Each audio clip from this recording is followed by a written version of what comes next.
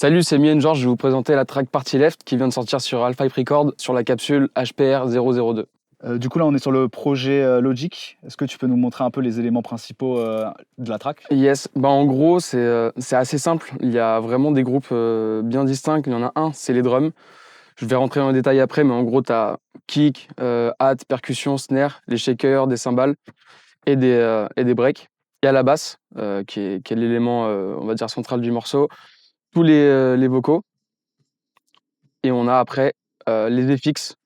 Moi, j'appelle ça FX dub. En gros, c'est vraiment tous les FX qui rappellent la culture dub. Je vais te parler après du morceau, pourquoi j'ai choisi tel ou tel élément.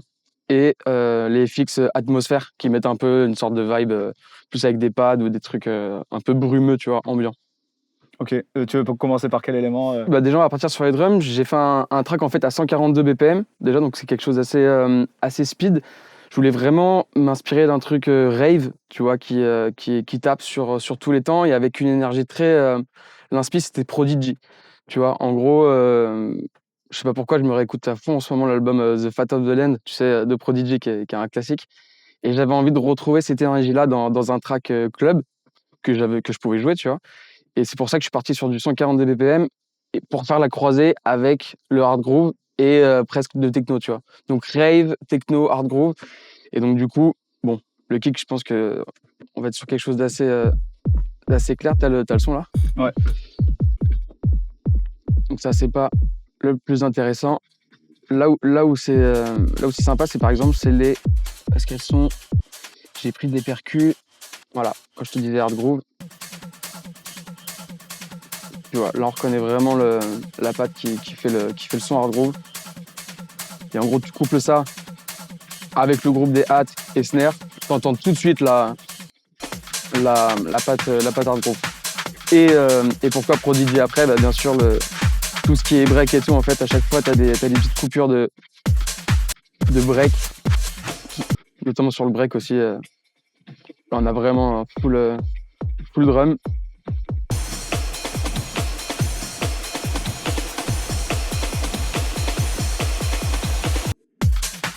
Voilà. Okay, la classique fort. Vraiment la classique 4-4.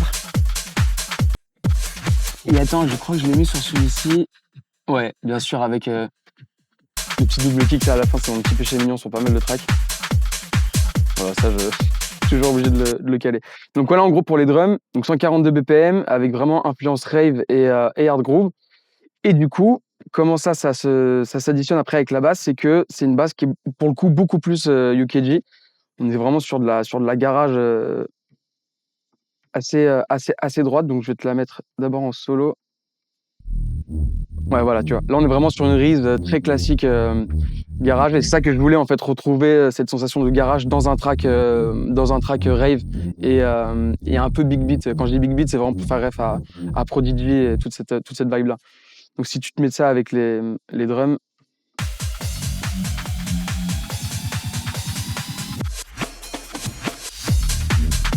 Là, tu retrouves tout de suite la vibe garage, speed garage, avec du coup cette espèce de flow, comment on dit, hard groove derrière. Tu vois. Regarde, là, ça s'ajoute.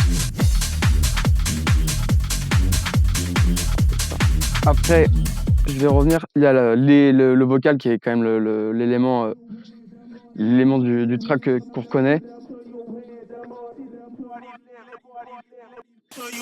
Ouais, et en fait, j'ai entendu sur un sample que j'avais fait chaud, genre il avait marqué, enfin, t'entendais Party Left dedans. Je sais même pas si c'est vraiment ce qu'il dit, mais du coup, ça m'a donné envie de faire un track autour de cette ambiance-là, de la fête qui s'arrête tellement tu l'as fait avant. Et du coup, tu l'as découpé. Ouais. Comment tu fais pour que le vocal il soit catchy comme ça? Parce que c'est aussi la puissance de la track. Donc du coup, pour que ça soit catchy, là j'ai pas sur cette session-là, en fait, c'est des audios que j'avais réexportés. Mais en gros, ce que je fais tout le temps, enfin très souvent en tout cas sur le vocal, c'est que moi je passe par OTT, qui est vraiment un compresseur de malade. Là, je te le remets sur celui-ci pour voir un peu un exemple. Là, tu vois, ça surcompresse de malade. Mais tu vois, tu doses un peu. Tu peux augmenter les médiums pour l'avoir vraiment en plein dedans. Voilà, et tu vois, et ça fait vraiment un truc de fou sur les vocaux dans les tracks. Okay, donc ça, c'est plus sur la puissance. Sur la puissance et sur le grain aussi, tu vois, un peu disto que tu entends. tu peux mettre plusieurs couches de OTT et tout, t'as vraiment, vraiment un grain qui se place, quoi. Et après, tout simplement, bah voilà, après la voix elle a été cutée pour vraiment faire des petits bouts de phrases, un peu en boucle, un peu bête et méchante, tu vois. Parce que l'idée, ça rappelle, c'est d'avoir un truc en boucle sur de la rave. Ouais, donc voilà en gros pour le vocal. Et aussi, juste, pour revenir sur le vocal, tu as un moment, tu as une partie où le vocal, il change un peu de mix sur Ouais, la piste 42. souvent quand j'utilise des voix, je vais mettre des pistes différentes pour avoir des effets différents. Et là en fait comme le party left il répond un peu à la première partie, je trouvais ça intéressant de le mettre sur une autre piste avec d'autres réglages. Regarde. Tu vois, pour vraiment sentir la différence. Et du coup, c'est le climax quand tu arrives juste avant le drop.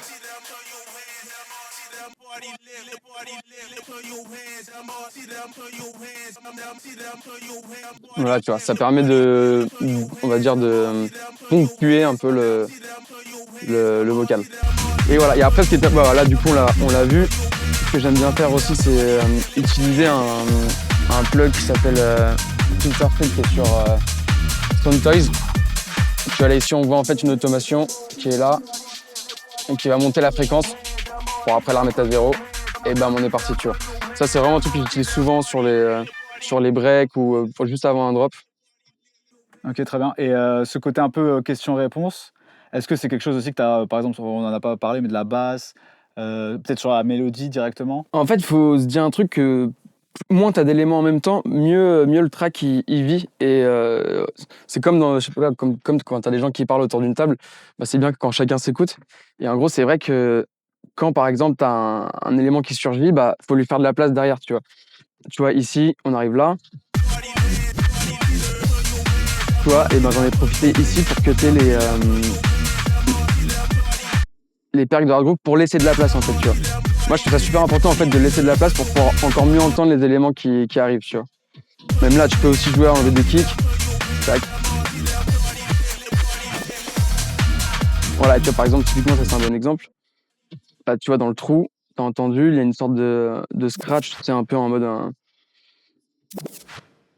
tu as un petit bac de platine et ça en gros pour mieux l'entendre et l'identifier, j'ai enlevé du coup le kick et les percus hard groove à cet endroit-là, tu vois.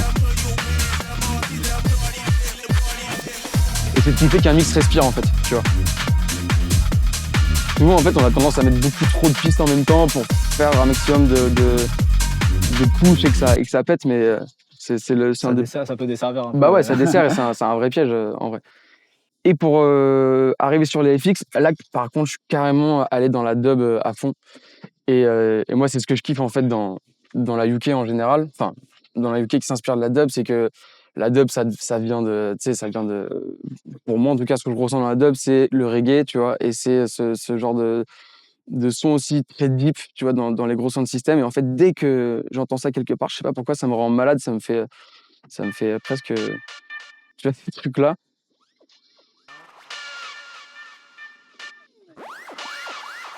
Ce sont des éléments très clés, tu vois, dans la garage. Et donc du coup, tu mets ça avec, même si regarde, tu mets ça avec la basse, tu vas tout de suite capter.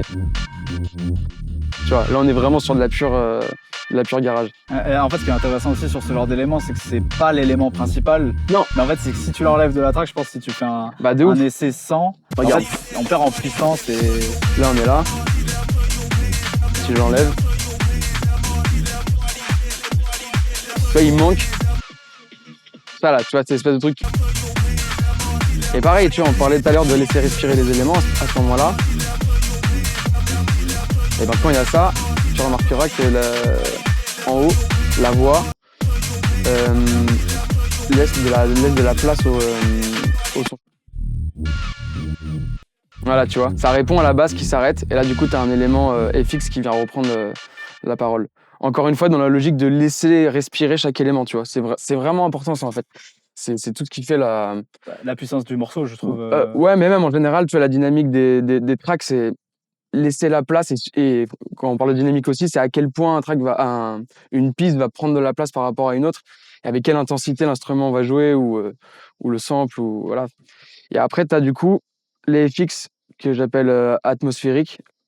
En gros, ça, ce que j'ai kiffé dans ça, tu sais, ça fait penser un peu à un train. Tu sais, genre une sorte un train qui arrive, qui klaxonne, enfin, comme le klaxon de train, donc un peu un truc d'urgence, tu vois.